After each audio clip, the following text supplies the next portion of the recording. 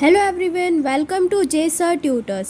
सो lecture के last part में हमने जो प्लेसेंटा वाला पार्ट था वो कवर कर लिया है। आज के इस पार्ट में हम पार्चुरेशन एंड जो लैक्टेशन की प्रोसेस होती है वो डिस्कस करेंगे। सो पार्चुरेशन को ही हम क्या कहते हैं?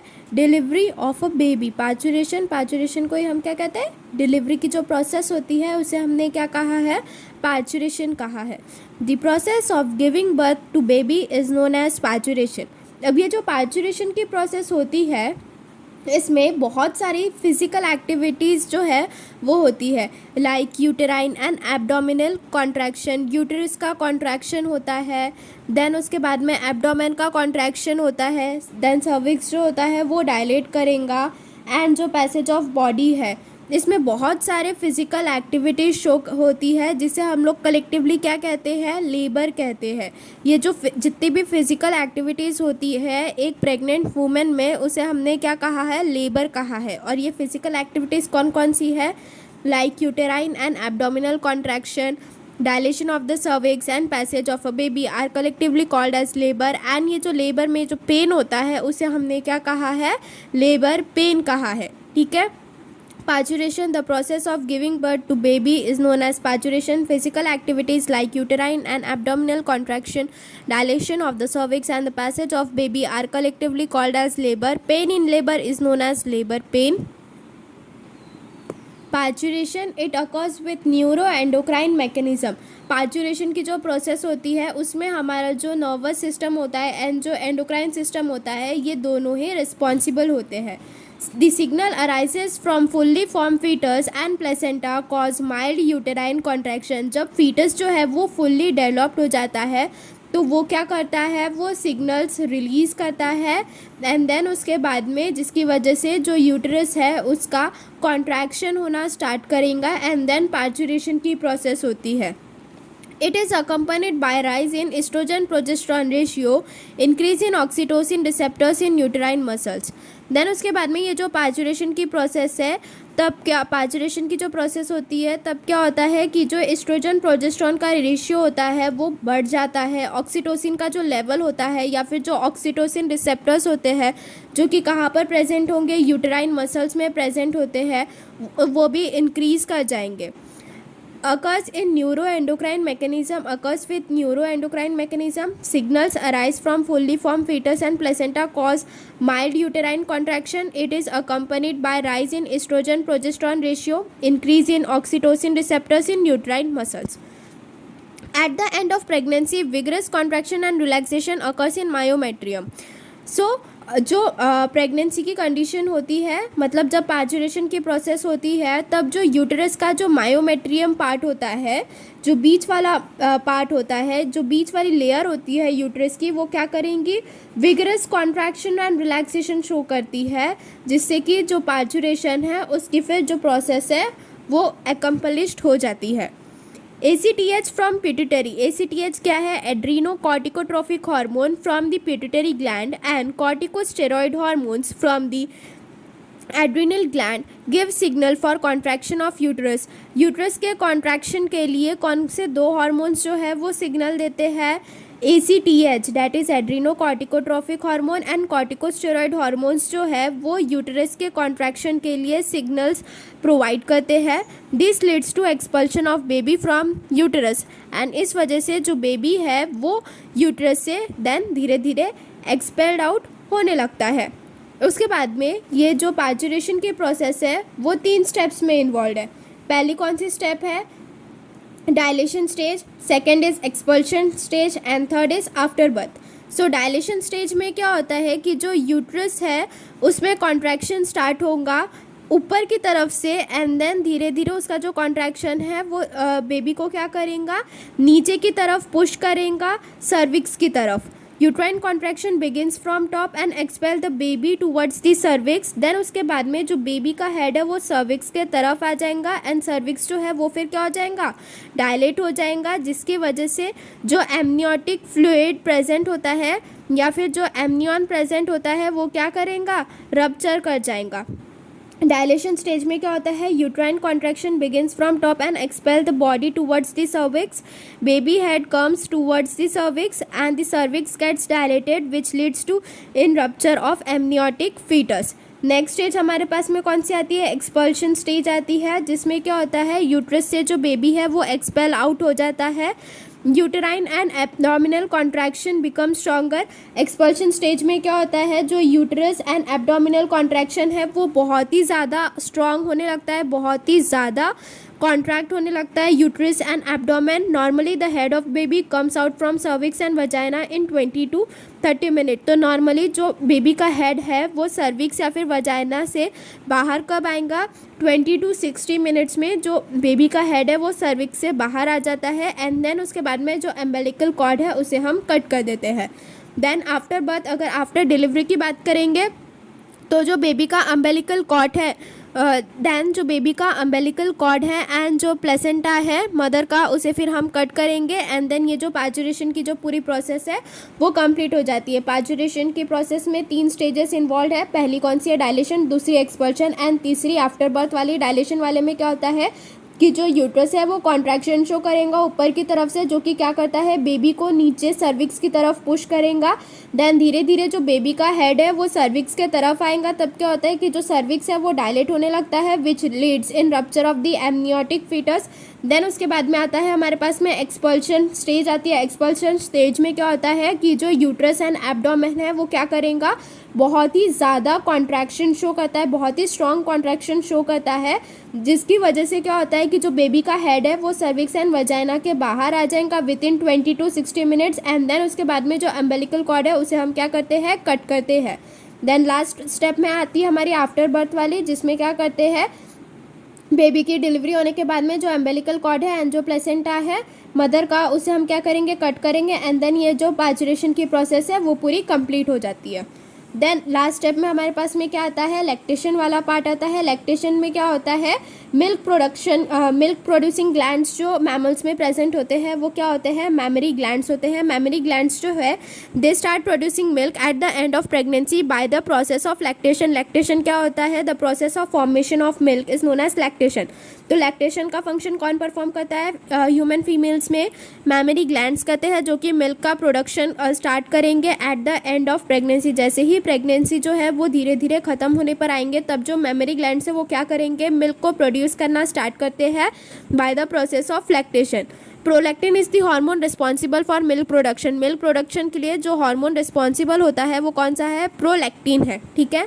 देन उसके बाद में हमारे पास में एक और टर्म आती है जो कि मिल्क में ही हमारे प्रेजेंट होता है, जो मिल्क हमारे मदर से मिलता है उसी में प्रेजेंट होता है, जिसे हमने क्या कहा है, कोलोस्ट्रम कहा है। कोलोस्ट्रम क्या है, वो एक स्टिकी येलो फ्लूइड है which is secreted by the mammary gland soon after the child birth. Milk contains mother's antibodies. Colostrum क्या है, वो एक स्टिकी येलो फ्लूइड है जो कि मैमरी ग्लैंड सिक्रेट करती है जैसे ही चाइल्ड का बर्थ हो जाता है। कोलोस्ट्रम क्या है, ये एक स्टिकी येलो फ्लूइड है जो कि कौन सिक्रेट कर रहा है, मैमरी ग्लैंड सिक्रेट कर रहा है जैसे ही वो जो चाइल्ड है उसका बर्थ हो जाता है। देन उसके बाद में जो मिल्क है, मदर्स का जो मिल्क होता है उसमें मदर्स के एंटीबॉडीज़ प्रेजेंट होती है जो कि क्या करते हैं, बेबी को थोड़ा स्ट्रॉन्ग बनाते हैं। इसलिए जो स्टार्टिंग के मंथ्स होते हैं, जब बर्थ हो जाता है चाइल्ड का, उसके बाद में जो मदर का मिल्क होता है वही दिया जाता है बेसिकली चाइल्ड्स को, ठीक है। सो यहाँ पर अभी हमने जो पार्चुरेशन एंड लैक्टेशन वाला जो सब टॉपिक था वो हमने कंप्लीट कर लिया है नोट्स के हेल्प से। एक बार इसे हम टेक्स्ट बुक से भी अभी रीड कर लेते हैं ताकि हम कोई भी पॉइंट जो है वो मिस आउट ना करें। So parturition, humans are viviparous as they give birth to the young ones. Parturition is the process of giving birth to a baby. The physical activities involved in parturition like uterine and abdominal contraction, dilation of the cervix and the passage of baby are collectively called as labor. Labor is accompanied by localized sensation of discomfort or agony called the labor pains. Parturition is controlled by a complex neuroendocrine mechanism. Parturition जो है वो कौन control करता है, एक complex neuroendocrine mechanism है, वो क्या करेगा, जो पार्चुरेशन की प्रोसेस है उसे कंट्रोल करके रखता है। Signals arise from the fully form foetus and placenta cause mild uterine contraction. It is accompanied by rise in estrogen progesterone ratio, increase in oxytocin receptors in uterine muscles. They cause vigorous contraction of the myometrium of uterus at the end of the pregnancy. The fully formed fetus gives signals to the uterine contraction by secreting adrenocorticotropic hormone, that is ACTH, from pituitary and corticosteroids from adrenal gland.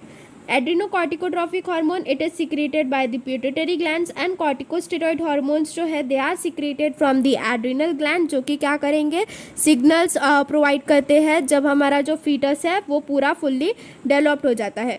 The triggers release of oxytocin from the mother's pituitary gland, which acts on the uterine contractions. This leads to expulsion of the baby from the uterus. It involves the following 3 steps. Dilation stage. The uterine contraction begin from top, forcing the baby towards the cervix. Contractions are accompanied by pain caused by compression of blood vessels. Oxytocin-induced uterine contraction becomes stronger and stronger due to stimulatory reflex.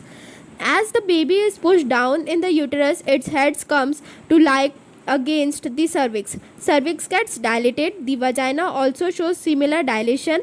This stage of labor can normally last up to few hours. It ends in rupturing of amniotic membrane of the fluid. तो जैसे ही baby का head है वो cervix या फिर vagina तक क्या आता है, तब क्या होता है कि बेबी के आउटसाइड में हमने देखा था एक एमनियन की लेयर प्रेजेंट होती है. तो जैसे ही बेबी जो है वो सर्विक्स या फिर वजाइना, बेबी का जो हेड होता है वो सर्विक्स या फिर वजाइना तक क्या आता है, तब ये जो एमनियोटिक मेम्ब्रेन होती है वो क्या करती है, धीरे धीरे रप्चर करना स्टार्ट कर देती है. Next is expulsion stage. The uterine and the abdominal contraction become stronger. In normal delivery, the fetus passed out through the cervix and vagina with head in forward direction. It takes 20 to 60 minutes. The umbilical cord is tied and cut off close to the baby's navel. ये देखो यहाँ पर ये जो parturition की पूरी process का हमें ये फिगर दिया हुआ है.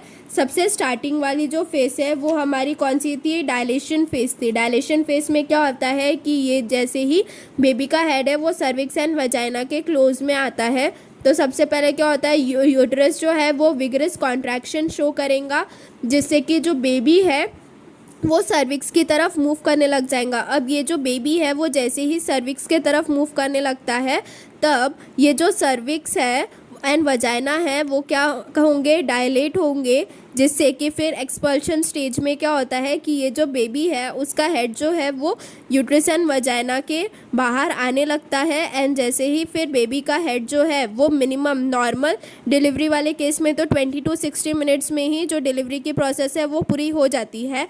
एंड देन उसके बाद में जो बेबी का अम्बिलिकल कॉर्ड दिख रहा है यहाँ पर, वो फिर क्या हो जाता है, कट कर देते हैं. देन स्टेज 3 में भी यहाँ पर ये जो पूरी पार्चुरेशन की प्रोसेस है वो पूरी कंप्लीट हो जाती है. एंड देन उसके बाद में अम्बिलिकल क्लैम्प दिखता है यहाँ पर हमें, जिसे हम क्या कर देते हैं, कट कर देते हैं. ठीक है. देन उसके बाद में हमारे पास में ये देखो यहाँ पर ये आफ्टर बर्थ वाली भी एक और प्रोसेस आई है. After the delivery of the baby, the placenta separates from the uterus and is expelled out as after birth.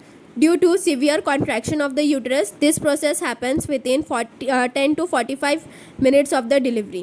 So after birth, जब बेबी की डिलीवरी हो जाती है, तब ये जो प्लेसेंटा है वो क्या करता है, यूटरस से सेपरेट हो जाता है एंड वो एक्सपेल्ड आउट हो जाता है as after birth because of severe contraction of uterus. Uterus के सीवियर कॉन्ट्रैक्शन के कारण ये जो प्लेसेंटा है वो भी एक्सपेल्ड आउट हो जाता है.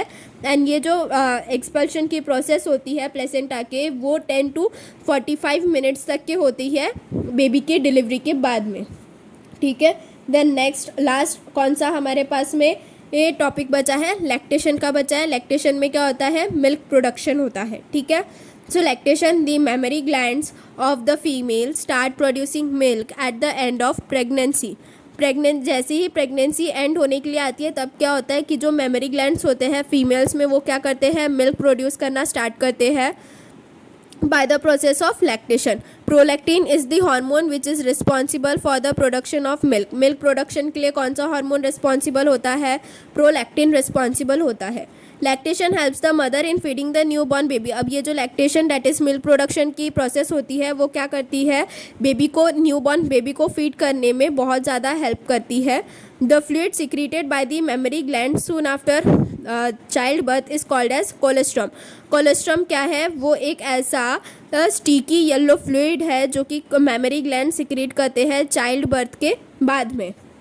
कोलेस्ट्रम क्या है, वो एक ऐसा, colostrum it is a sticky and yellow fluid, वो एक ऐसा स्टिकी येलो फ्लूइड है जो कि कौन सिक्रेट करता है, मेमरी ग्लैंड सिक्रेट करते हैं soon after the child birth. जैसे ही चाइल्ड का बर्थ हो जाता है उसके बाद में ही जो मेमरी ग्लैंड से वो एक स्टिकी येलो फ्लूइड सिक्रेट करते हैं, जिसे हमने क्या कहा है, कोलेस्ट्रम कहा है। कोलेस्ट्रम में क्या प्रेजेंट होता है, proteins, lactose and mother's antibodies, example IgA। ये कोलेस्ट्रम यहाँ पर आपसे ये वन सेंटेंसेस में भी पूछ सकते हैं, फिर फिल इन द ब्लैंक में भी पूछ सकते हैं कि जो कोलेस्ट्रम है it contains proteins, lactose and mother's antibodies, example IgA। The fat content in colostrum is low. Colostrum में जो फैट कंटेंट होता है वो बहुत ही कम होता है। The antibodies present in it helps in developing resistance for the newborn baby at a time when its own immune response is not fully developed. So mother के colostrum में जो मदर्स की एंटीबॉडी प्रेजेंट होती है जो कि mother के mammary gland secrete करते हैं, तो फिर ये जो एंटीबॉडीज़ हैं वो क्या करते हैं, न्यूबॉर्न बेबी में रेसिस्टेंस डेवलप करते हैं जब तक कि जो उनका इम्यून सिस्टम है वो पूरा अच्छे से डेवलप नहीं होता है। तो जो चाइल्ड है उसमें जो एंटीबॉडीज़ फॉर्म हो रही है या फिर उन्हें जो रेसिस्टेंस मिलता है वो कोलेस्ट्रम से ही मिलता है। ठीक है, सो यहाँ पर अभी हमने टेक्स्ट बुक की ही हर एक लाइन कवर की थी, नोट्स में भी। तो अगर आपको नोट्स के हेल्प से पढ़ना है देन नोट्स डाउनलोड करने के लिंक नीचे डिस्क्रिप्शन बॉक्स में दी हुई है। एंड अगर आपको वीडियो पसंद आ रही है देन प्लीज़ ज़्यादा से ज़्यादा अपने फ्रेंड्स के साथ में शेयर करें। आज के इस लेक्चर में हमने जितना भी पूरा रिप्रोडक्टिव सिस्टम का पार्ट था, that is reproduction in lower and higher organisms, ये पूरा कंप्लीट कर लिया है। नेक्स्ट लेक्चर में हम रिप्रोडक्टिव हेल्थ जो है ये टॉपिक स्टार्ट करेंगे। So if you like the video please like, share and subscribe our channel, and if you are having any queries then do message in the comment box. Thank you.